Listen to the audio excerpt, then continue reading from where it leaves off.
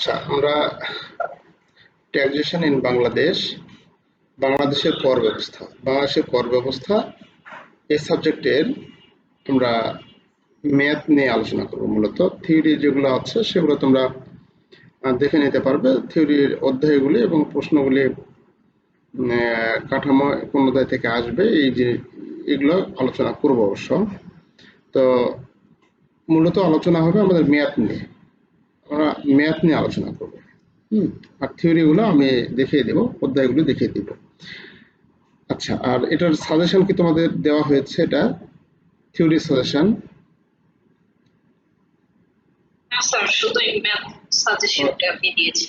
আচ্ছা আচ্ছা আচ্ছা, থিওরি সাজেশনটা আমি তোমাদের দিয়ে দেব। আর ম্যাথটা আমরা আলোচনা করব আজকে।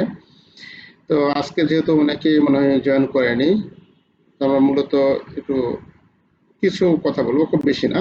আর আমাদের রেগুলারলি ক্লাস হবে, ঠিক আছে? আমরা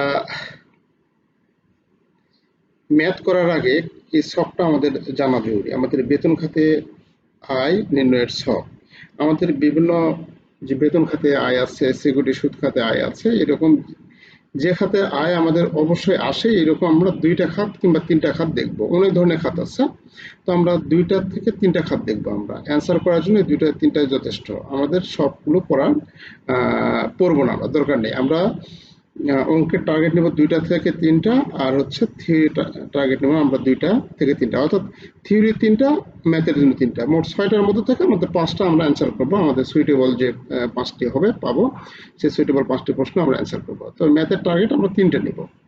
তো 3টার মধ্যে একটা হচ্ছে বেতন খাতে আয়।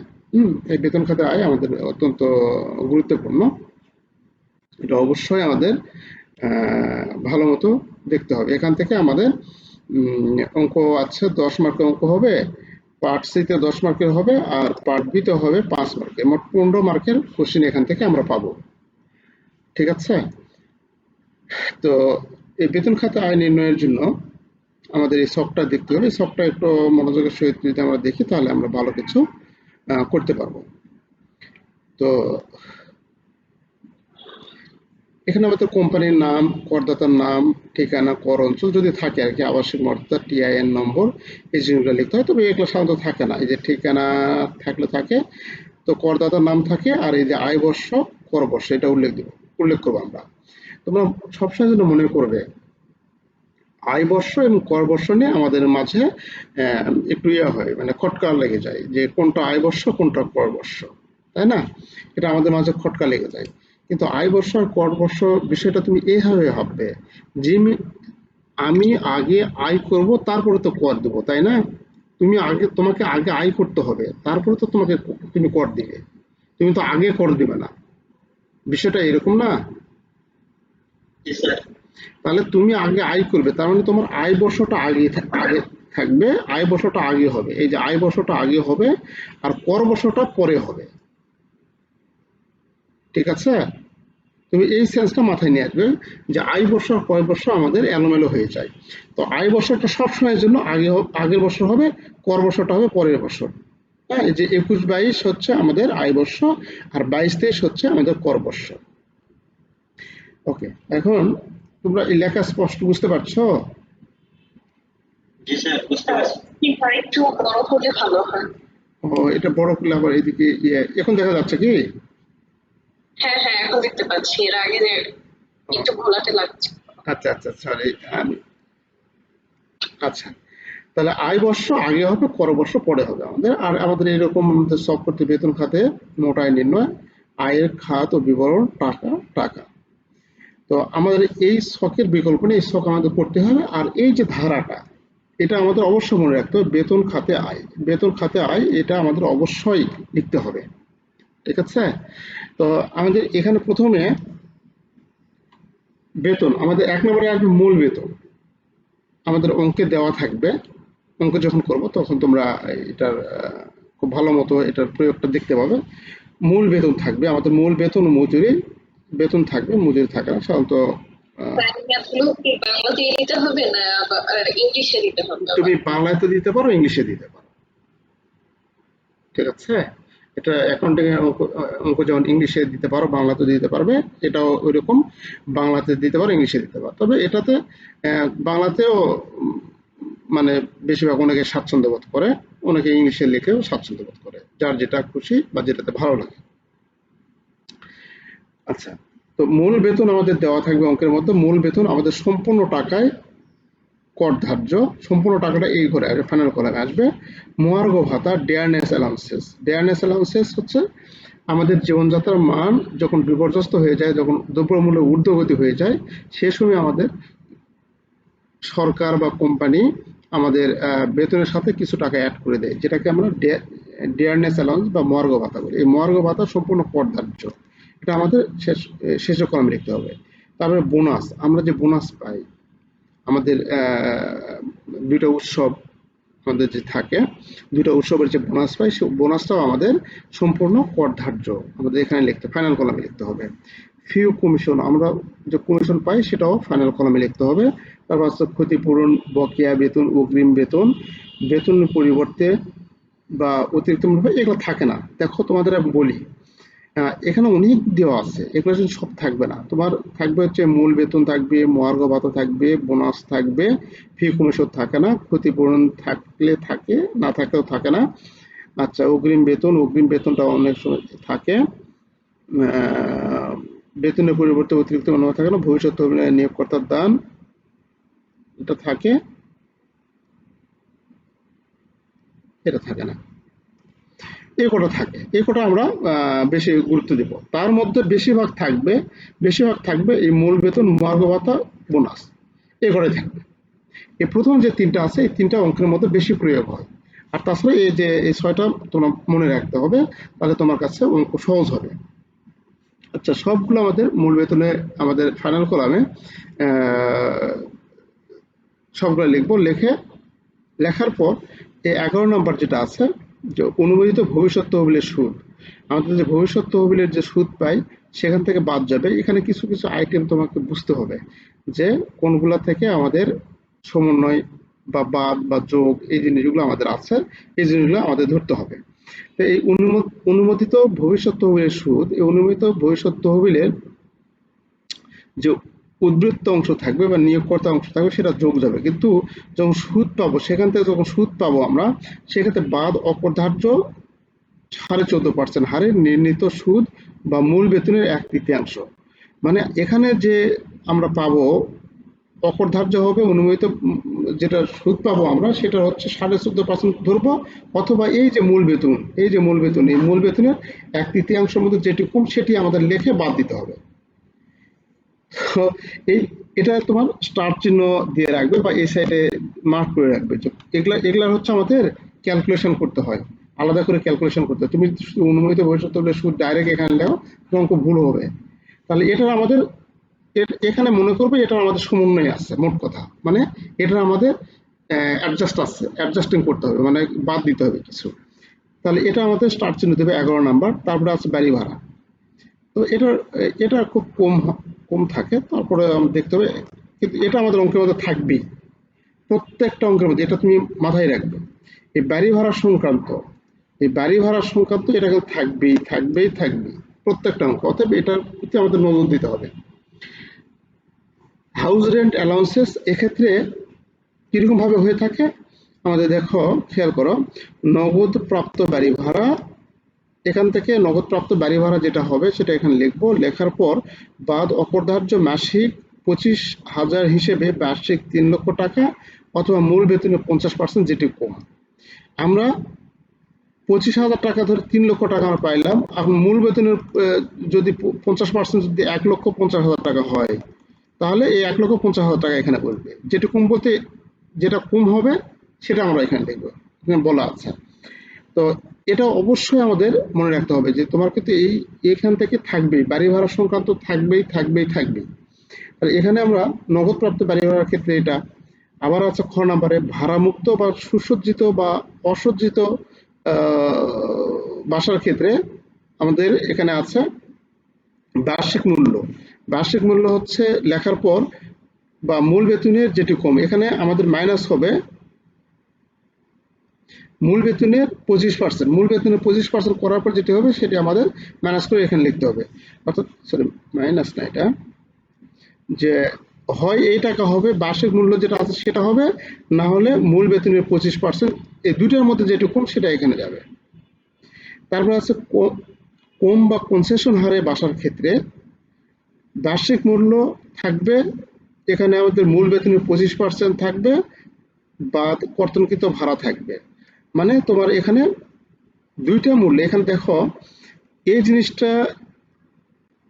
জিনিসটা এখানে অ্যাপ্লাই হয়েছে। আবার এখান থেকে আবার আমাদের যে ভাড়া বাবদ যে টাকাটা দেয় সেই টাকাটা বাদ দিতে হবে, বাদ দিয়ে যেটা সেটা লিখবো। অর্থাৎ আমাদের ভাড়ামুক্ত যে জিনিসটা, এটা তোমাদের টেকনিক একটু শিখিয়ে দিচ্ছি। যে ভাড়ামুক্ত যেটা আমরা দেখেছিলাম যে ভাড়ামুক্ত যেটা ছিল, এই জিনিসটা এখানে আসবে কনসেশন হারে। এটা কিন্তু থাকে, পরীক্ষায় থাকে কনসেশন হারে বাসার ক্ষেত্রে।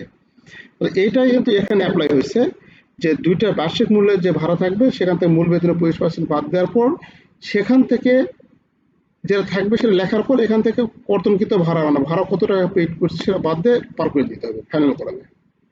তো এই জিনিসটা আমাদের টেকনিকটা খেয়াল রাখতে হবে, এবং এই জিনিসটা অবশ্যই অবশ্যই অবশ্যই আমাদের মনে রাখতে হবে, এবং পরীক্ষা থাকবেই, এই তিনটার মধ্যে পরীক্ষা থাকবে একটা। অতএব আমরা যদি অঙ্ক দিতে চাই তাহলে কিন্তু এই তিনটার মধ্য থেকে অবশ্যই একটা থাকবে, এবং সেটা দিব আমরা। এটা মাথায় রাখো তোমরা। এটা গেল ভাড়ার ক্ষেত্রে। তারপরে আছে যাতায়াত। যাতায়াত দেখো এখানে এই জিনিসটা ভাড়ার ক্ষেত্রে তো থাকবেই, আর যাতায়াতের ক্ষেত্রে এটা অনেক সময় থাকে, অনেক সময় থাকে না। হুম। তো আমরা অবশ্যই গুরুত্ব সহকারে দেখব, কারণ এটা থাকার সম্ভাবনা অনেক বেশি। ভাড়া তো থাকবে এটা। তারপরে এই ইয়েগুলো দেখবো আমরা, যাতায়াত, ডিয়ারনেস, সরি, কনভেন্স অ্যানাউন্সেস। এখানে আছে নগদে প্রাপ্ত যাতায়াত ভাতার ক্ষেত্রে, এখানে লিখবো বাদ বাদ অপরধার্য আমাদের 25,000 টাকা গুণন 12 যেটা আসবে সেখান থেকে মাইনাস করে ফাইনাল ক্রমে পার করে দেবো। খ নাম্বার বলা আছে, তাহলে উপরে দেখো একটু খেয়াল করো। বাড়ি ভাড়ার ক্ষেত্রে 1, 2, 3 তিনটা স্টেপ আছে, তিনটা ধরনের আছে, তিন টাইপ আছে। আবার যাতায়াতের ক্ষেত্রেও আমাদের 1, 2, 3টা আছে।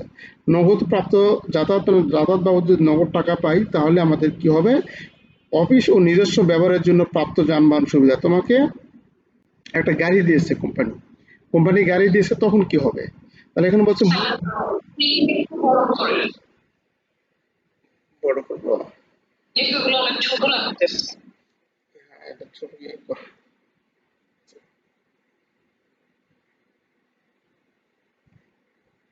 হ্যাঁ স্যার, এখন ঠিক আছে। আচ্ছা, তো এক্ষেত্রে আমাদের দেখো যে নগদ প্রাপ্ত যাতায়াত ভাড়া যেটা বললাম, এখন তোমাকে বলছে যে অফিস থেকে এবং নিজস্ব ব্যবহারের জন্য তোমাকে একটা গাড়ি দিয়েছে, সেই ক্ষেত্রে কি হবে, মূল বেতনের 5% অথবা 60,000 টাকার মতো যেটি বড় সেটি লিখতে হবে। এই যে ইয়েগুলো এগুলো আমাদের মনে রাখতে হবে, অবশ্যই একটু মনে রাখা, যদিও কষ্ট, এগুলা মনে রাখা একটু কষ্টের ব্যাপার, তারপরেও উপায় নেই, আমাদের অঙ্ক করতে গেলে এটা লাগবে। হুম। তো গ নম্বর আছে অফিসের নিজস্ব ব্যবহারের জন্য প্রাপ্ত যানবাহন সুবিধা এবং সাথে অতিরিক্ত নগদ ভাতা প্রাপ্ত হলে আমাদের এটা দেখাতে হবে মূল বেতনের 5% অথবা 60,000 টাকার যেটি বড় যোগ অতিরিক্ত নগদ প্রাপ্ত সম্পূর্ণ। তো যাতায়াতের এটা তত বেশি থাকে বা থাকে না এরকম হয়, কিন্তু ভাড়াটা থাকবে আমাদের। আর তারপরে আছে চিকিৎসা ভাতা। চিকিৎসা ভাতার এখানেও আমাদের অ্যাডজাস্ট আছে। প্রাপ্ত ভাতা, আমরা যে ভাতাটা পাই, আমরা যে ভাতা পাই সেখান থেকে অকরধার্য, মানে অকরধার্য মানে যেটার উপর কর ধার্য হবে না, বাদ 1,20,000 টাকা অথবা মূল বেতনের 10%। তাহলে 1,20,000 টাকা বা মূল বেতনের 10% যেটি কম সেটি আমাদের এখানে লিখতে হবে। লিখে আমরা বাদ দিয়ে কর কত টাকার উপর ধার্য করতে হবে বাদ দিলে আমরা পাবো। আর এগুলোর উপর নাই, আমাদের তিনটা দেখো খেয়াল করে, এখানে এখানে উপরে যদি অনুমোদিত তহবিল এটা বাদ দেয় বা ধরি আমরা, তাহলে দেখা যাচ্ছে অনুমোদিত তহবিল এটা একটা আছে, এটা একটা আছে, গাড়ি ভাড়া একটা আছে, দুইটা, নগদে এই যে যাতায়াত একটা, তিনটা, আর আমাদের এই চিকিৎসা ভাতাটা চারটা। এখানে চারটা আইটেমের সমন্বয়টা অবশ্যই আমাদের মনে রাখতে হবে। এই চারটা আইটেমের সমন্বয়, মানে কোনটা বাদ যাচ্ছে কোনটা কি হচ্ছে এই জিনিসটা আমাদের অবশ্যই খেয়াল রাখতে হবে। বুঝতে পারছো?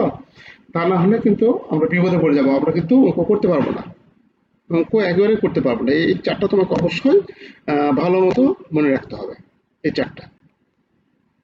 তারপরে অন্যান্যগুলোর ক্ষেত্রে আমাদের যেটা আছে, আপ্যায়ন ভাতা সম্পূর্ণ করধার্য, ছুটি নগদায়ন, ছুটি ভাতা, বিশেষ ভাতা, এগুলো থাকে না, এগুলো অঙ্ক করার ক্ষেত্রে দেওয়া আছে। ভ্রমণ ভাতা সম্পূর্ণ করধার্য, এটা সম্পূর্ণ টাকায়, আমাদের ভ্রমণ ভাতা কোনো টাকায় আসবে না।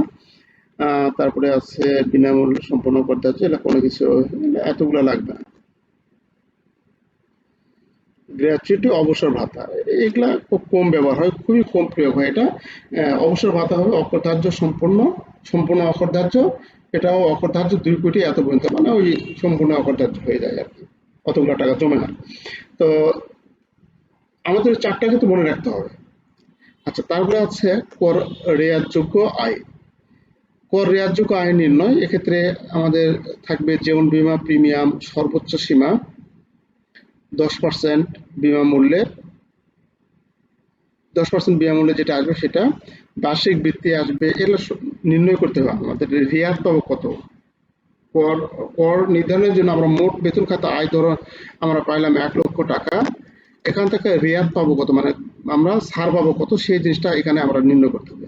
বার্ষিক বৃত্তি থাকবে, সরকারি প্রভিডেন্ট ফান্ড, কর্মী ফান্ড থাকবে, এরকম অনেক আছে। হ্যাঁ, অনেক ধরনের এখানে আছে, বলে তো এটা আর আলোচনা না করে আমরা অঙ্কতে যাব সরাসরি। এই রেয়াতযোগ্য আয় সম্পূর্ণ আমাদের সর্বোচ্চ সীমাটা এই জায়গাতে একটু ক্যালকুলেশন আছে, এটা যখন অঙ্কে যাবো এটা তোমাদের কম থাকে। তো এই দুটা ছক তোমাদের অবশ্যই পড়তে হবে এবং তোমরা অবশ্যই দেখবে। হুম, এই যে দুটা ছক, এটা আমি আলোচনা করলাম না, এটা অনেক কিছু আছে, দেখলে বুঝতে পারবে তোমরা কোনগুলা রেয়াত যোগ্য আয়, এটা দেখলে বুঝতে পারবে। আমরা একটা অঙ্ক দেখি, অঙ্ক দেখলে আমরা সহজে বুঝতে পারবো। আমরা যদি একটা অঙ্ক দেখি, অঙ্ক দেখলে আমরা সহজে বুঝতে পারবো। তা সহজে অঙ্ক করার নিয়ম, এখানে করদাতার নাম শনাক্তকরণ, যা এগুলো বলা আছে যে করদাতার নাম শনাক্ত করতে হবে, অঙ্কের শুরুতে লিখতে হবে আয়কর। আয়করের ক্ষেত্রে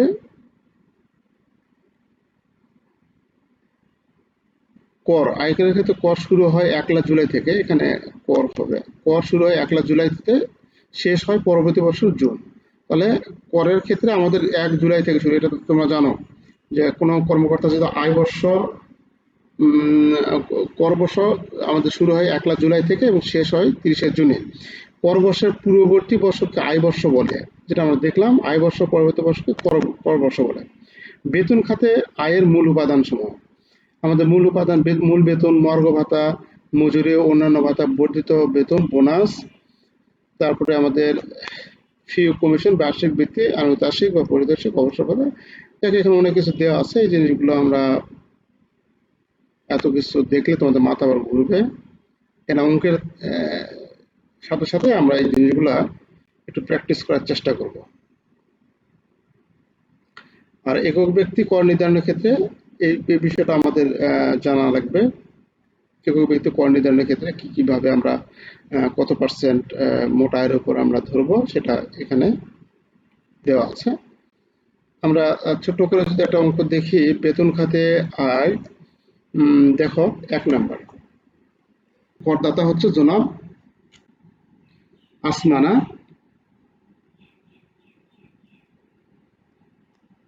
করদাতা এখানে, এখানে কি লেখা আছে দেখো, করদাতা আছে, এটা আমরা এখানে নিয়ে যাই।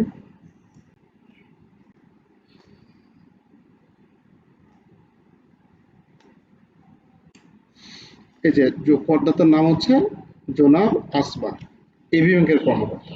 তাহলে এরা আমরা বেতন খাতে আয় নির্ণয় করছি, তাহলে জনাব এখানে লিখবো জনাব আসমা, করদাতা জনাব আসমা, করদাতা জনাব আসমা। ঠিকানা আমাদের ওখানে যেটা যেটা ছিল সেটা আমরা লিখতে হবে, ঠিকানা, ঠিকানা লিখে বড় করি, ঠিকানা লিখে ডট ডট দিব। ঠিকানার পর আমাদের আছে কর অঞ্চল, ঠিকানা খরচ না দিলে হবে না, সরাসরি আয় বর্ষ পর বর্ষ দিলে হবে না। না এটা দিতে হবে ফরম্যাট, ঠিকানা, কর অঞ্চল, তারপরে আছে আবাসিক মর্যাদা। এটা তুমি, এটা হচ্ছে একটা অঙ্কের ফরম্যাট, অঙ্ক করতেছে হবে এটা, আয়কর নির্ণয় করতেছে এইভাবে। এটা এরকম ভাবে দেওয়া যায় না। তবে তুমি যদি দিতে সময় না থাকে, যেহেতু এটা সময়ের ব্যাপার না, তাহলে তুমি ডাইরেক্ট করদাতার নাম দিবে আর আয় বর্ষ কর বর্ষ দিবে। হ্যাঁ, ঠিক আছে। এখানে তুমি আয় বর্ষ আর কর বর্ষ দিবে। আয় বর্ষ, আয় বর্ষ কত সাল, কত ইয়ে করছে আসমা, দেখো এখানে আয় বর্ষ কত দিয়ে আছে এখানে, 2021 2022। তাহলে 2021 2022 যদি আয় বর্ষ হয় 2021, তাহলে কর বর্ষ কত হবে, 22 23, তাই না? 22 23। হ্যাঁ, পরের বর্ষ হবে কর বর্ষ, কর বর্ষ হবে 2022 2023। আচ্ছা, লেখার পর আমরা এখানে লিখবো, জায়গায় ছোট ইয়া হয়ে গেল, আমরা এখানে লিখবো বেতন খাতে আয়। এখানে আমরা লিখবো বেতন খাতে মোট আয় নির্ণয়, জায়গায় বেতন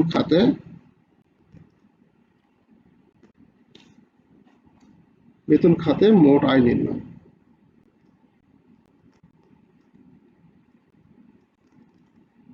আচ্ছা, এর একটু চাপাচুপা হয়ে গেল। আমরা এখানে লিখবো আয়ের খাত, এটা লেখাটা এমন হয়ে গেল, আয়ের খাত,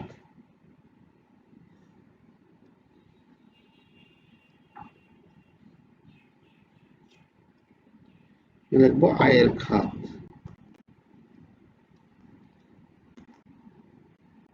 আয়ের খাত ও বিবরণ। আচ্ছা, এরকম ভাবে আমরা ছক দাগাবো। ছক দাগে আমরা প্রথমে কি আছে এখানে দেখো, এবং ওটা আমরা কি বলা আছে যে জনাব আসমা এবি ব্যাংকের কর্মকর্তা 2021-2022 আয় বর্ষে তার আয় সমূহ নিম্নরূপ। কি কি আয় আছে? 1 নম্বর আছে মাসিক মূল বেতন, মাসিক মূল বেতন আছে। 2 নম্বর আছে বোনাস 3 মাসের মূল বেতনের সমান। এই যে মূল বেতন 60,000, 3 মাসের মূল বেতনের সমান, তার মানে 60,000 গুণন 3, 60,000 গুণ 3 হবে 1,80,000 টাকা।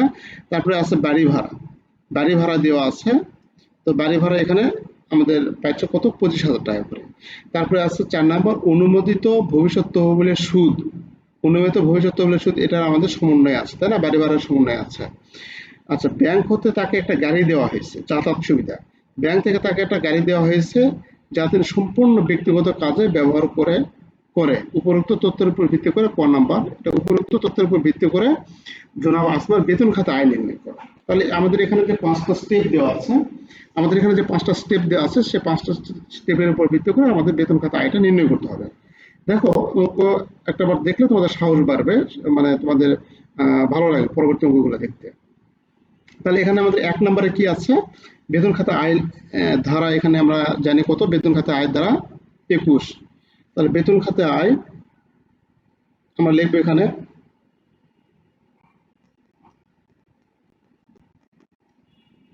বেতন খাতে আয়,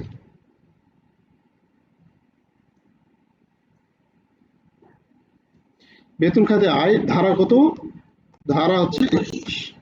এটা কিন্তু আমাদের অবশ্যই লিখতে হবে, এটা লিখে আমাদের আন্ডারলাইন করব আমরা, এই ধারাটা মনে রাখতে হবে কিন্তু অবশ্যই। আচ্ছা, এখন আমাদের 1 নম্বরে কি আছে, এখানে দেওয়া আছে মূল বেতন। হ্যাঁ, এটাই থাকবে, এটার পরিবর্তন নেই। তাহলে 1 নম্বর আছে আমাদের কি, বেতন, মূল বেতন, তাই না? তাহলে 1 নম্বর হচ্ছে মূল বেতন।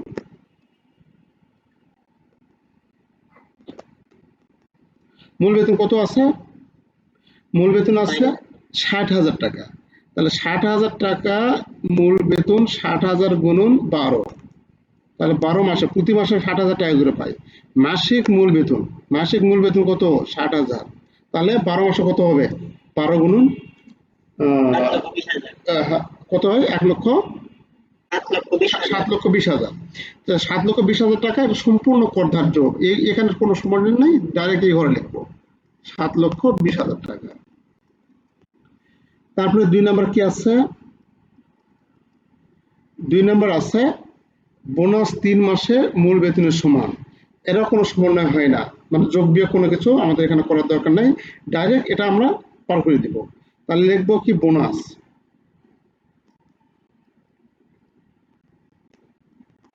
বোনাস কত 60,000 গুণন 3 সমান কত 1,80,000 টাকা, 1,80,000 টাকা। তারপরে কি আছে 3 নম্বর স্টেপ, 3 নম্বর স্টেপে আছে বাড়ি ভাড়া। কারণ বাড়ি ভাড়া আমাদের সমন্বয় থাকে কি থাকে না, আমাদের কাজ থাকে কি থাকে না। বাড়ি ভাড়াতে 3টা স্টেপে খেয়াল করো, বাড়ি ভাড়া কিন্তু 3টা স্টেপ। এখানে আমাদের একবার প্রথমের দিকে যেটা দেখলাম বাড়ি ভাড়া, এই যে বাড়ি ভাড়া, বাড়ি ভাড়ার 3টা স্টেপ আছে এখানে, এগুলো মিশিয়ে দিই, বেশি হয়ে গেছে লেখা। এই যে বাড়ি ভাড়া সংক্রান্ত যেটা, এই যে বাড়ি ভাড়া বা হাউস রেন্ট, হাউস রেন্টের 3টা ধাপ আছে, একটা ক, একটা খ, আর একটা হচ্ছে গ। তাহলে ক খ গ 3টার মধ্যে একটা ইয়াকে পড়ে যাবে আর কি। তাহলে এখানে বাড়ি ভাড়া যেটা পাইছি সেটা কিসে পাইছি, নগদে বাড়ি ভাড়া পাইছি, তাই না? তাহলে নগদে বাড়ি ভাড়া পাইছি। এখানে দেখো এখানে কি বলা আছে, অঙ্কে নগদে বাড়ি ভাড়ার কথা বলা আছে। তাহলে আমাদের 1 নম্বর যে ফর্মুলা এর মধ্যে আমাদের অ্যাপ্লাই করতে হবে, যে বাদ অপরধার্য 25,000 টাকা হিসাবে, অপরধার্য মাসিক 25,000 টাকা হিসাবে 3 লাখ টাকা বা মূল বেতনের 50%, যেটি কম। তাহলে এটা আমরা লিখবো কি হবে, এটা আমরা লিখবো এই হবে, অঙ্কটা বের করি।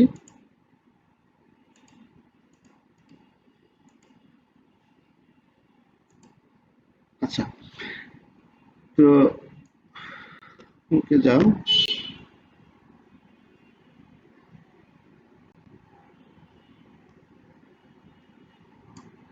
তাহলে এখানে আমাদের বাড়ি ভাড়া ভাতা মাসিক কত 25,000, তাহলে মাসিক আছে এখানে 25,000, এটা আমাদের নগদের কথায় আমরা বুঝতে পারছি।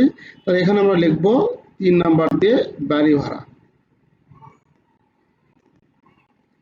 বাড়ি ভাড়া, বাড়ি ভাড়া ভাতা কত, বাড়ি ভাড়া দেওয়া আছে, বাড়ি ভাড়া ভাতা হচ্ছে 25,000। তাহলে এখানে আমরা 25,000 গুণন কত 12, তাই না? করো তো, 25,000 গুণ 12 কত হয়? 3 লক্ষ। তার 25,000 গুণন 12 সমান হচ্ছে 3 লক্ষ। এটার যেহেতু সমন্বয় আছে আমাদের এই ঘরে লিখতে হবে। এখন এখান থেকে আমরা কি করব, বাদ দেব। বাদ কথাটা লিখতে হয়, অথবা তুমি যদি মাইনাস চিহ্ন দাও, এভাবে মাইনাস চিহ্ন দাও তারপরেও হয়ে যাবে। হ্যাঁ, তাহলে বাদ কি, ওখানে সমন্বয় কি ছিল আমাদের, অকরধার্য হবে। বাদ অকরধার্য মানে কর হবে না, অকরধার্য, অকরধার্য হবে কত, অকরধার্য হবে ওখানে যে সূত্রটা লেখা ছিল মনে আছে, যে মাসিক 25,000 টাকা করে, মাসিক 25,000 টাকা করে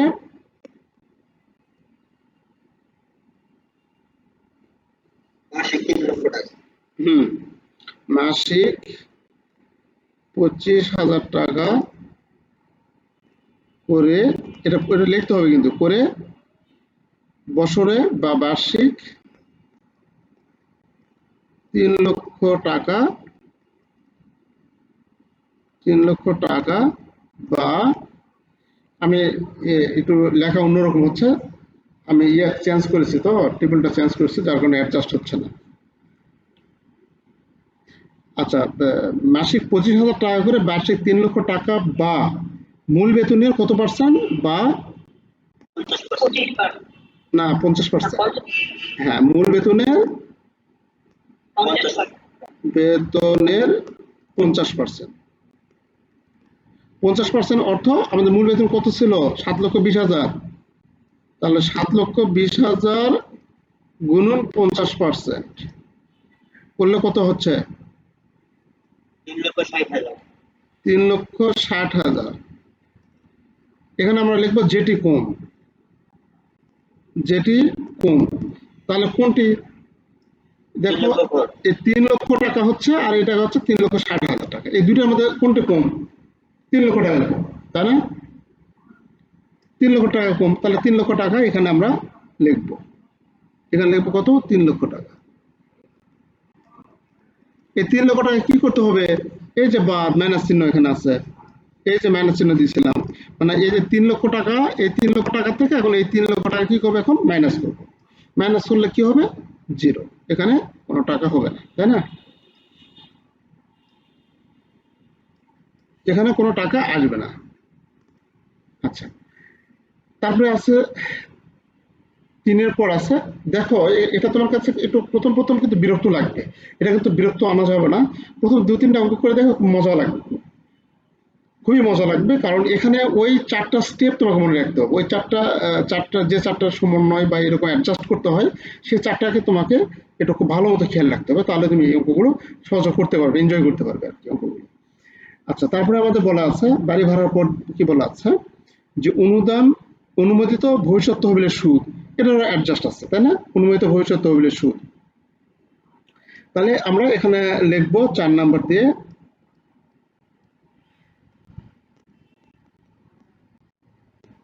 অনুমোদিত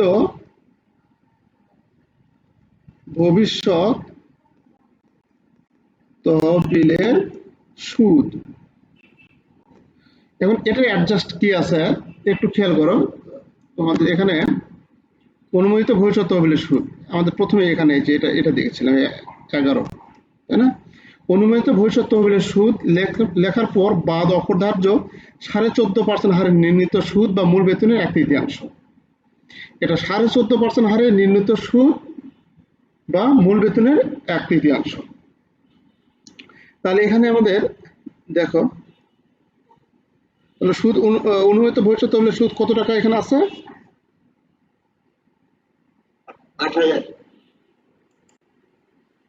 8,000 টাকা। অঙ্কটা বের করি।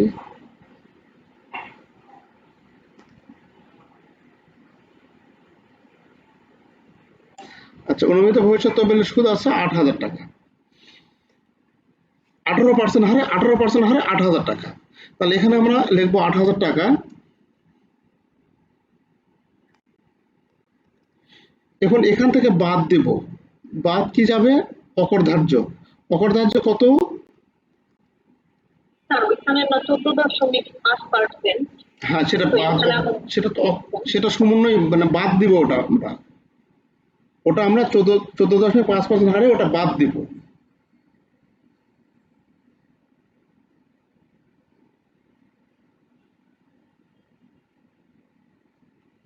তুমি এটার কথা বলছো না?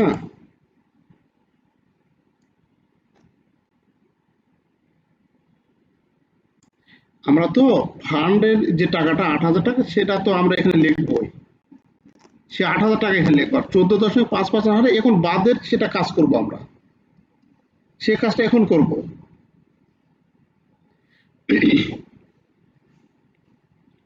আচ্ছা, তাহলে এখানে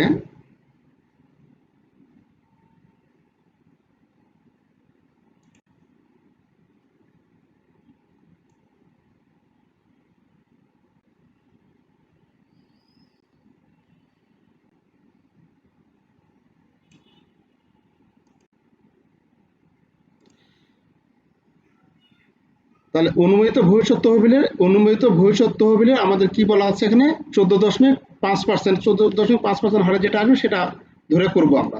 তাহলে এখন দেখো, অকরধার্য হবে কত? অকরধার্য হবে 14.5% হারে, 14.5% হারে 5% হারে হারে কত হবে? এই 8,000 টাকা আমরা ইন্টারেস্ট পেয়েছি কত পার্সেন্ট সুদে? 18%। এই যে 18% সুদে, এখানে বলে দেওয়া আছে 18% সুদের হারে এটা পেয়েছি। তাহলে 1% হারে কত পাবো? 18 দ্বারা ভাগ করব, তাহলে 14.5% হারে কত পাবো? এটা দ্বারা গুণ করব, গুণ করলে কত হয়? তারে 6,445। 6,445 এটা হয়।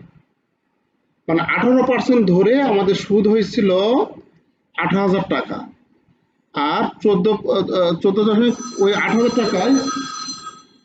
আচ্ছা, অকরধার্য এটা বৃষ্টি, এটা বুঝতে পেরেছো? জি স্যার বুঝতে পেরেছি। আচ্ছা, সাফা তুমি জয়েন করলে কেবল? আচ্ছা, তারপরে তাহলে আসসালামু আলাইকুম স্যার। জি স্যার, কারেন্ট ছিল না। ও আচ্ছা আচ্ছা। তো এখানে আমাদের দেখো 14.5% হারে এটা আমরা বের করলাম। আরেকটা অপশন কি আছে? আরেকটা 14.5-এর পর আরেকটা অপশন আছে যে মূল বেতনের 1/3। মূল বেতনের 1/3। তাহলে মূল বেতনের 1/3 যদি হয়, মূল বেতনের এই জিনিসগুলো মনে রাখা এগুলো আমাদের কাছে টাফ হয়ে যায়। বুঝতে পারছো? এই যে এই সমন্বয় এগুলো আমাদের কাছে মনে রাখাটাই আমাদের টাফ হয়ে যায় আর কি। মূল বেতনের 1/3। 1/3। তার মূল বেতন কত? 7,20,000 টাকা। আর 1/3 কত হচ্ছে? 2,40,000। 2,40,000।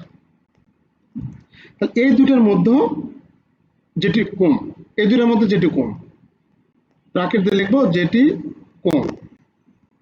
তাহলে এই দুটার মধ্যে কোন কোনটি? এই 6,445। 6,445, তার 6,445 এই টাকাটা এখানে দেবো আমরা। দিয়ে এখন আমরা কি করব? 8,000 টাকা আমাদের ইন্টারেস্ট পাইছি, এই 6,445 টাকা আমরা ছাড় পাচ্ছি। তাহলে 6,445 টাকা ছাপা তোমাকে দেখা যাচ্ছে। ক্যামেরা অফ করো।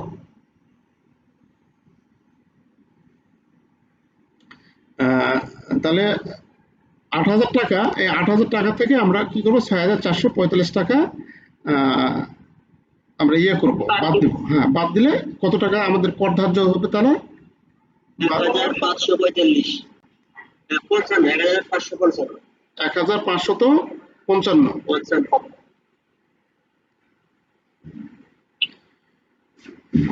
পনেরোশো পঞ্চান্ন। আমি লিখতে পারছি না, 1,555। কলমে কাজ করছে না, একটু দাঁড়া। 1,555। ওকে। তাহলে এটা হচ্ছে আমাদের অনুমোদিত ভবিষ্যৎ তহবিলের কর ধার্য আয় 1,555। তারপরে আছে 4 নাম্বার, 5 নাম্বার। ব্যাংক হতে তাকে একটি গাড়ি দেওয়া হয়েছে, মানে যাতায়াত সুবিধা। ব্যাংক হতে তাকে একটা গাড়ি দেওয়া হয়েছে যা তিনি সম্পূর্ণ ব্যক্তিগত কাজে ব্যবহার করেন। তাহলে ব্যাংক থেকে গাড়ি যদি দিয়ে থাকে, তাহলে যাতায়াত সুবিধার ক্ষেত্রে আমাদের কি কোনটা ধরবো? দেখো,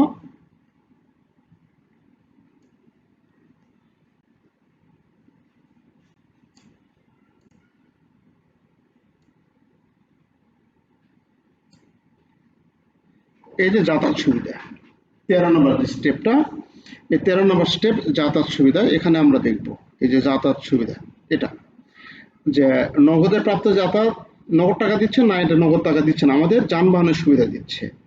তাহলে অফিস এবং নিজস্ব ব্যবহারের জন্য যানবাহন সুবিধা।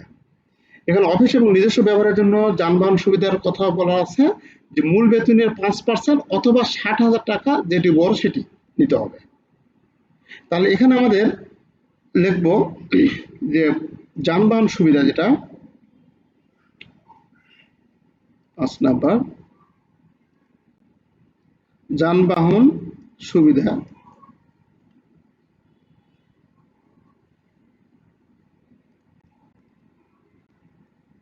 যানবাহন সুবিধা। তাহলে যানবাহন সুবিধাটা আমরা লিখবো কি? যে মূল বেতনের 5% অথবা আমাদের বার্ষিক 60,000 টাকার মধ্যে যেটি বড়। তাহলে মূল বেতনের 5% আছে না, এখানে লিখবো মূল বেতনের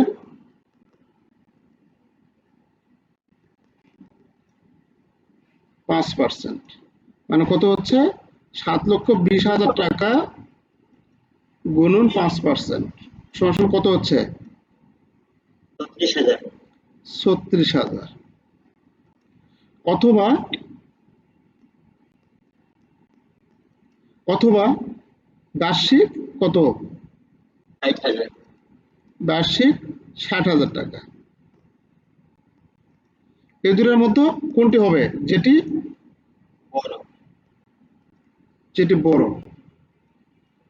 তাহলে এই দুটোর মধ্যে যেটি বড় সেটি আমাদের নিতে হবে। যে এই দুটোর মধ্যে যেটি বড় হবে, যেটি বড় সেটি আমরা নিব, সেটি আমরা গ্রহণ করব। যেটি বড় সেটি আমরা নিব। তাহলে বড় কোনটি এই দুটোর মধ্যে? 60,000 টাকা বড়। তাহলে 60,000 টাকা আমরা এখানে নিব। কত?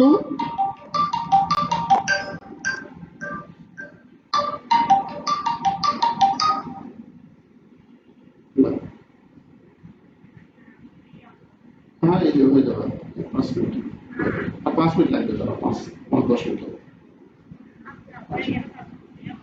আচ্ছা আচ্ছা, ঠিক ঠিক আছে। আর তোমরা রেডি হয়ে আসো, আমি দেবো। তাহলে দুটোর মধ্যে যেটি বড় সেটি আমরা লিখলাম। লেখার পর এখন আমাদের কি করতে হবে, যোগ করতে হবে। লাস্ট কলামে যেটা আছে এটা আমাদের যোগ করতে হবে। তো লাস্ট কলামে এটা যোগ করো। 7,20,000 যোগ 1,80,000 যোগ 1,555 যোগ 60। তাহলে সবগুলো যোগ করি কত হয় তারে? 9,555। হ্যাঁ, 9,61,555। 9,61,555। এটি হচ্ছে আমাদের কাছে মোট বেতন খাতে আয়।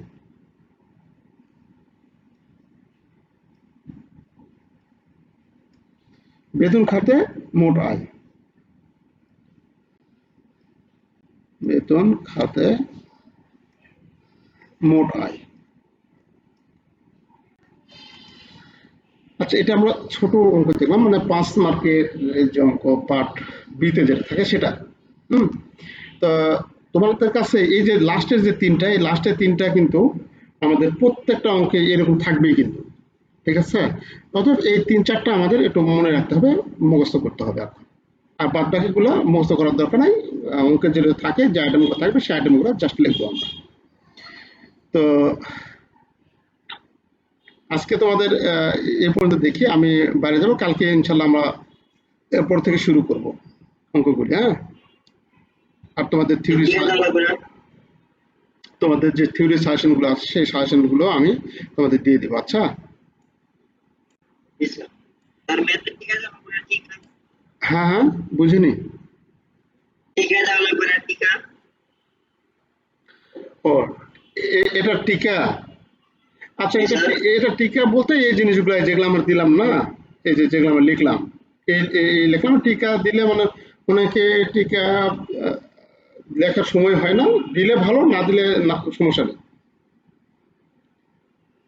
দিলে ভালো, না দিলে সমস্যা নেই। হ্যাঁ, এই যে এই জিনিসগুলো আমাদের টিকায় লিখতে হবে।